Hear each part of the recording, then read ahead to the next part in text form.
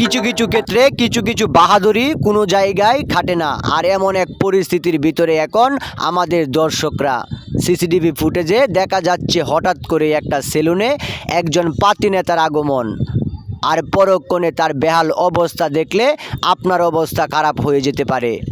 সে যখন আসলেন, এসে দেখলেন আরেকজন বসা চুল কাটতে ব্যস্ত, আর তাকে উঠিয়ে দিয়ে তার চুলটা কাটার জন্য অন্যজনকে বলা হচ্ছে। দোকানের মালিকও থমকে গিয়েছেন, হঠাৎ করে সে কোথা থেকে আসলো, আর তার সাথে যে ব্যবহারটা করছেন সেই ব্যবহারটা আসলে আমাদের সমাজের বাস্তবতার চিত্র।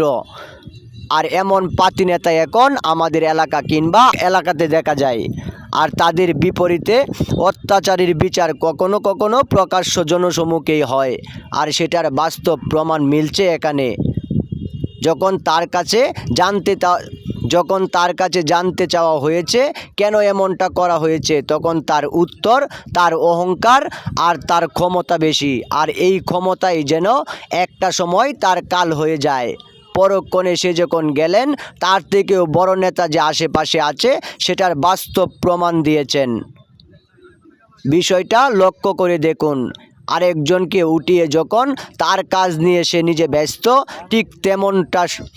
ঠিক তেমন সময়ই ঘটে যায় বিপরীত ঘটনা। অন্যজন সব কিছু নিয়ে এসেও যখন তার কাছ থেকে ছাড় পেলেন না, তখন তার থেকে বড় নেতা এখানে বসা ছিল, আর সেটা সে খেয়াল করেনি। আর সেটাতেই মূলত বেঁধে যায় বিপত্তি, আর এই বিপত্তিতেই এখন রহস্যের শুরু। আপনার এলাকা কিংবা আশেপাশের এলাকাতে অনেক নেতাই রয়েছে যাদের আচার ব্যবহার দেখলে মনে হবে হয়তোবা উচ্চ প্রকৃতি কিংবা উচ্চ পরিবারের কেউ, কিন্তু পারিবারিক শিক্ষা আর বই খাতা কলমের শিক্ষাটা তাকে গ্রাস করে ফেলেছে। দুইটা যখন একসাথে হয় তখনই বিপত্তি বেঁধে যায়। অহংকার কিংবা অহংকারের পতন কোথায় হয় সেটার বাস্তব প্রমাণ মিলছে এখানে। আর পরক্ষণেই সে এমন একটা অবস্থায় দাঁড়িয়ে আছে যেখানে কয়েকজন তাকে ঘিরে ধরেছে, যেন পাতি নেতাগিরি আজকে ছুটে যাবে, আর সেটা ছুটিয়েও ফেলেছিলেন।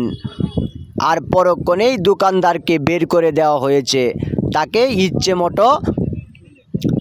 ইচ্ছে মতো গণধোলাই দেওয়ার পর যখন জনসাধারণ তার দিকে তেড়ে আসছে, তখন তাকে বের করে দেওয়া হলো। তাই আমাদেরকে এখানে এই শিক্ষাটা নিতে হবে, কারণ যখন আপনি পাতি নেতাগিরি করবেন তখন নিজের অবস্থান ভেবে তারপর নেতাগিরি করতে যাবেন। বিপদ যদি আসে তাহলে সেই বিপদ আপনাকে গ্রাস করে ফেলবে। তাই আগে থেকে জেনে বুঝে তারপর কাজ করবেন। 100 বার ভাবার পর আপনার মন যেটা বলবে সেটা করবেন।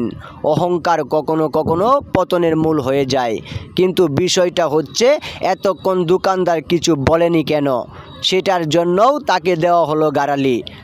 যখন আপনি কারোর সামনে নিজেকে